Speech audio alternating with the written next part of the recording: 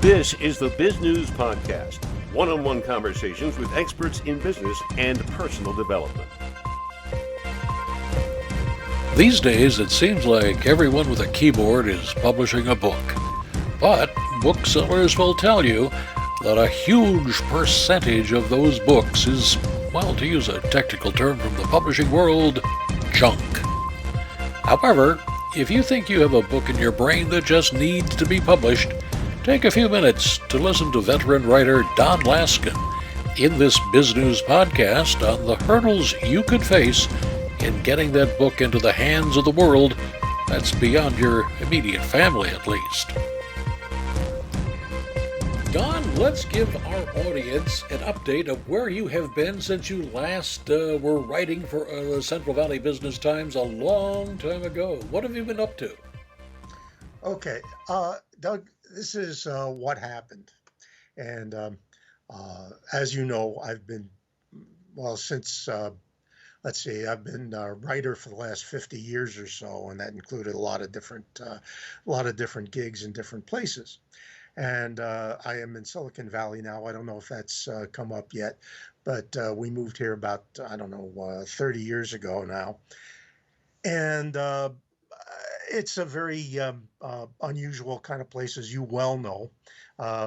People come and go, companies come and go, jobs come and go, and so on. And when I was finally down to my last client, and my last client was sold, I had to look around for something else to do.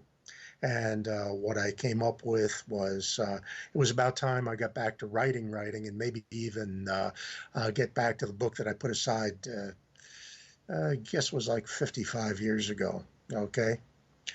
So I did. And as I said, my client vanished. And I don't mean to be so loquacious about this, but I thought it was going to take me 6 months to finish this whole thing. 6 years later, 4 rewrites, and I actually had something that was nothing at all like the original book I started out with. But anyway, after looking around, I thought I'd been in publishing in New York for 8 years, and I assumed publishing hadn't changed that much since the prior couple of hundred years before that it hadn't, and I was dead wrong. Looking around for, first of all, you couldn't send anything to a publisher. Book publishers no longer took manuscripts or anything. You had to go through an agent. And then I found out that going through an agent was a bit difficult because, you see, the agents wanted you to have either tons and tons of friends, like, a mailing list of, 10 or 20, 30 or 40, 50,000 people, more 800,000 people, whatever came first. Or the other thing was that besides being famous or having a really long list, you also had to write for a specific genre, like historical romances. Well, they're kind of out of date now, but it had to be a mystery or whatever it was. And my book did not fall into any specific genre. So after sending stuff out for about 6 months and getting a lot of no's, I said, this is ridiculous. I will try Amazon like a lot of other people did.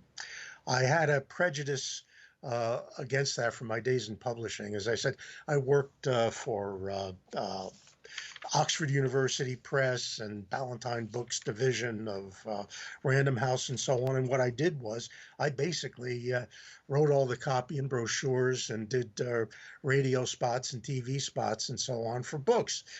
So it dawned on me that what you don't get, what was missing was I didn't have a distribution channel, and Amazon would become my distribution channel, and I would become my publisher. And I would do all the selling and so on, because that's what I supposedly know how to do after 8 years back when. So that's exactly what I did. And my first book, which has just come out, things on Amazon may not be as easy as, everybody says you go on Amazon and that's it. Well, yeah, except if you follow all their rules. Something funny happened. It said, if you do a PDF, no problem. Well, we had a problem.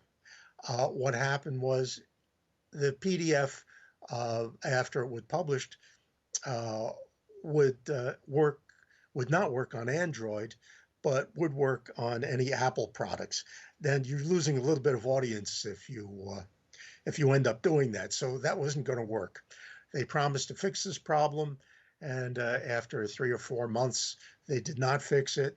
And so instead of being going in June, we are now in October and finally getting underway when we found out that you couldn't just follow their rules and get there. Um, and so Trilevolence is finally out there, and I'll give you a little bit about that. It does not fall in any genre. Um, Trilevolence is a thriller. By the way, that's it behind me there, as you see. Might as well get my plug in while I'm here with you, right? Okay, Trilevolence is a thriller with terror, suspense, sharp, I have to say, sophisticated dialogue, and more than a dash of humor. And it does not fit in any specific genre. It's sort of a Hitchcock with a supernatural twist and a surprise ending that I have to say nobody has yet guessed. And I kind of guessed it because I wrote it, but otherwise, forget it. When I started out, I did not know what the ending was going to be anyway. And you're familiar with our second book that we have online, which is Rant, When the Rant is Due. And totally different from the other book. It's the best of 25 years of Bob, broadcast on broadband. I lost out to the word blog, but I like Bob a lot better. Anyway, it's been totally updated from what you've read or seen or anything like that, plus 80 pages of never before seen artwork with original illustrations and these. Okay, I'll give in its blog. These blogs include About as Funny as a Heart Attack, which shows you there is humor in heart disease, and on Andy Rooney dying of nothing serious. And the last one we have up right now, and there's one coming up very shortly, is Man's Last Prayer. An NYPD cop on suspension is called to the Empire State Building for an emergency. What he finds will question your beliefs and reality. There we are so far with Aunt Mamie coming up. It sounds like you are developing a publishing house, as it were. If I weren't, I do have Liana Laskin, who's supposed to be coming up with another book for us. This is called Laskin Publishing because so far we only have Laskins. So we'll see about, we'll see about the Caldwell wing of Laskin Publishing and see what we can do for you. It takes too much work to write a book, so don't look for anything out of me on that. Thank you very much. After thinking it was going to take me 6 months and taking more like 5 or 6 years, I ended up writing for the first book, which is like, 436 pages in paperback. It was like, must be about 1,500, close to 2,000 pages to get down to that. I just rewriting, if you really do it the correct way. Everybody's got a book. That's maybe true or untrue, I'm not sure.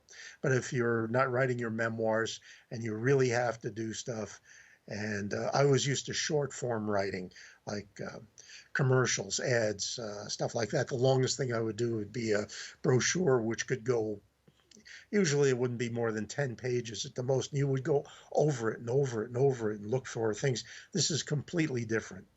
And way back when, I don't know if I ever told you this story, Doug, I think I did, but when I was working at Warner Books, which is now, it's got another name now, I don't know what it was, part of Warner Communications. And there was a woman who would turn out like 10 pages a day, perfectly typed copy. But I got to say that the books she was writing were pretty awful. But anyway, I guess they sold a little bit. Otherwise, she wouldn't have been signed. But and you have just brought up the thing that a lot of would-be authors, or I mean authors who would like to be successful, I guess, seem to overlook, and that is the fact that they've got to sell the dumb things, right? And the publishers just aren't going to do it unless you're a big name writer of some kind, or you've just left the White House with the inner secrets of the Trump administration or something like that. So, how do you go about doing that? What advice do you have for folks who are saying, I've got this book, but what do I do with it? Well, first become famous, okay, or get that. What I'm doing right now is I have a campaign going to tell friends, to tell friends, to tell friends, to tell friends, to tell enemies, to tell anyone, to shout out on the street or whatever. And I'm hoping that they will stand on their own merits and eventually start doing a groundswell. Uh, there are other things before it's not just the manuscript. If you can get an agent and you get this agent, the agent gets you into the publisher, you're going to be doing about 15% is the average dealer, at least it used to be. And they'll give you about a month of or so of support. We used to launch at Ballantine Books, there were 15 books a month. And for the top two or three, we would do kind of an effort, which might include television or whatever. However, for the rest of the list, they'd get mentioned, they'd get sent out, they'd go to booksellers, if you had a really good book, they'd try to get the Times Book Review or someone else to review it. And this is the way it went. I have so much on this. I don't want to bore everyone to death, but there are so many different things that have to be done. I'll give you. I don't want to be negative, but I'll give you a story about one of the Beatles, whose wife was a really excellent photographer, and whose father was Eastman Kodak, and Kodak, if you're over, when did Kodak stop being famous? But anyway, when Kodak was it, if you had a camera, you knew who Kodak was. And George Eastman gave the company $15,000 if they would promote his daughter's books and use that $15,000. Well, that $15,000 then was probably like $100,000 now. And yeah, but it was only $100,000. So it got lost along the way. And we got this thing. We got to do ads. We got to get stuff because this guy is not happy that we did not spend that money on his daughter's book. But those things happen also. And let me go to the positive side. If you do have a book, you want to sell it, if you can get an agent, if it's a genre book, you might actually be able to get one. And there are many genres that sell right now, especially with COVID, and people are locked up inside, and books are now one way of escape. People do read, don't they? I mean, they can read. Well, you are certainly hoping so. Well, no, I want this thing to be picked up by a movie studio and then Netflix or something else. We don't stop with small dreams. We got to get big dreams. Anyway, you can get to the publisher. The first book is not going to be a huge deal. You have to. The best thing you can do is find a niche book, get your book in there, and once you get the first one, see if you can get the second one. If people start seeing, I'm talking about publishers, start seeing they're making money, they will start putting some effort behind it. And then eventually you can start making some money from it. What I'm doing is another way. I wouldn't recommend it so far. It's been a lot of work, and I haven't, we're just right now, because we have products. So we're just right now getting around to doing things. These are going to be, Stacy came up with this. Stacy's the artist. Short, tall tales, and these are going to be a series of books. I'm going to try and produce one a month, and if I can do that, then I'm going to have a reason for people to look at the mailings I do and to catch me on social media and so on, because there's going to be something to do. There is, I read about one gentleman in Japan I mentioned to you who has, I'm not sure whether it's a series of graphic novels or whatever it is, and he produces one every 2 weeks or one every month. And the man is, I know, but the man is making like 400,000 a year from Amazon.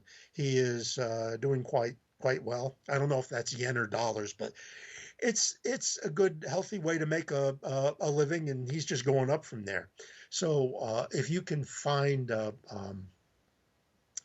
your own set of characters and keep them going, just like Star Trek or Star Wars or anything of that nature, or, you can have something that you can keep turning out, and there are ways of making money. So I don't want to discourage anyone. Yes, I have all kinds of nasty stories, like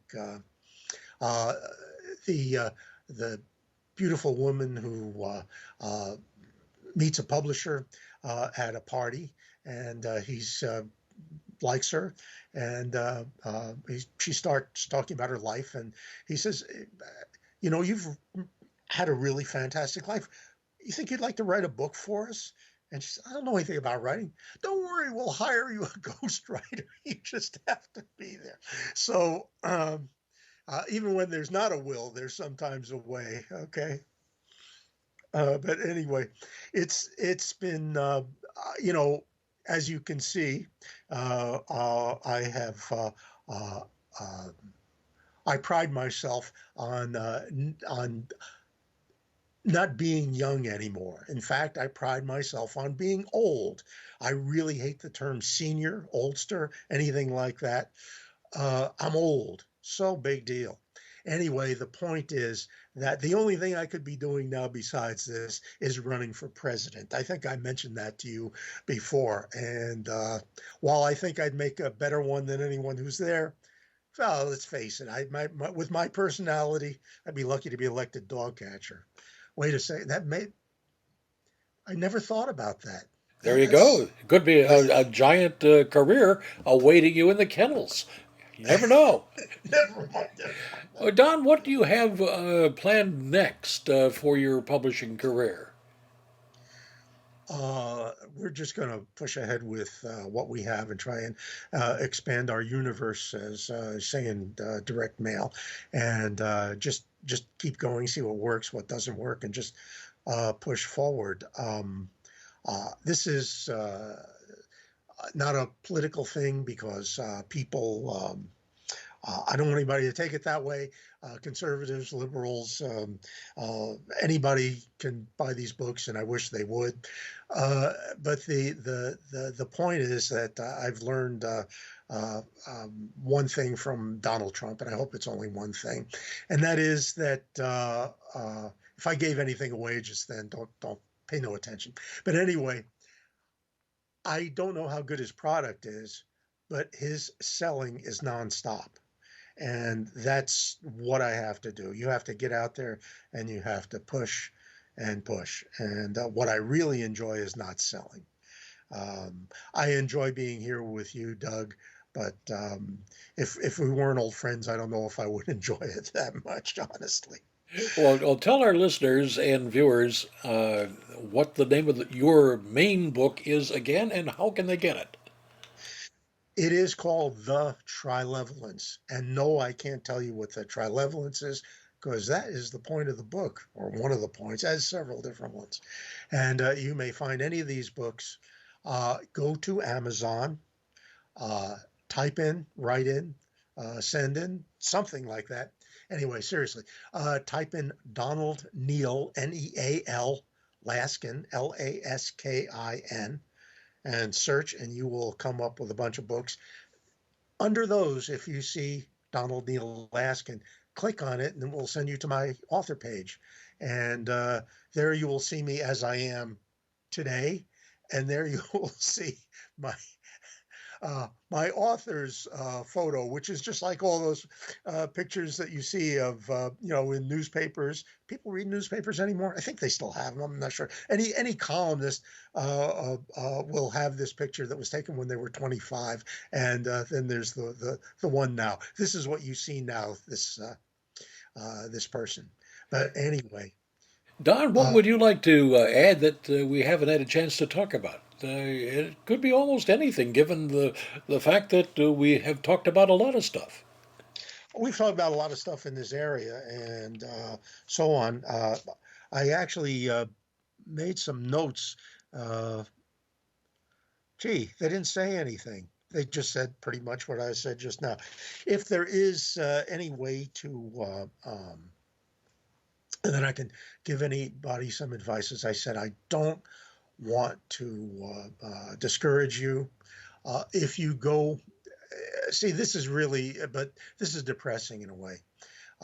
If you watch any talk shows, and it can be anything from The View to people on Fox or people on MSNBC, CNN, whatever, you will note that every time someone writes a book, these people get invited to the show and they sell them. You have a ready-made audience.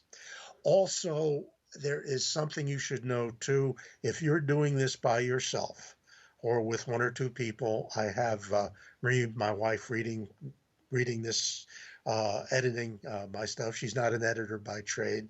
And Stacy, who was graduated from San Jose State with straight A's in art, is taking care of all the artwork and stuff. There are things you have to look at, like those things. Also, I was thinking of Mr. Woodward and Bernstein. Woodward, besides getting the $8 million advance, forget about that. The thing that he has going for him is a wife who is a professional editor.